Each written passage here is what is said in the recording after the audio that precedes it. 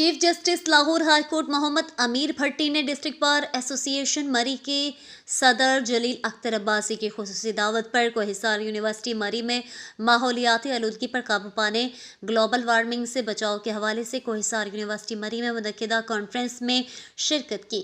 Conference سے district and session جج راولپنڈی مشتاق اوچھلا، صدر ضلع bar Murree Jalil Akhtar Abbasi, advocate vice chancellor Kohsar university اور دیگر نے خطاب کرتے ہوئے گلوبل وارمنگ سے ماحولیاتی تبدیلی اور اس کے انسانوں پر ہونے والے اثرات پر سر حاصل بحث ہوئی۔ کانفرنس میں ماحولیات کے ماہرین نے خصوصی شرکت کی۔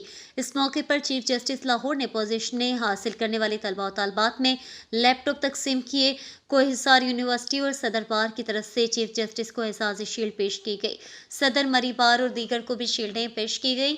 کانفرنس کے اختتام پر صدر بار جلیل اختر عباسی، چیف جسٹس اور دیگر شرکاء کا اس اہم کانفرنس میں شرکت کرنے پر شکریہ ادا کیا۔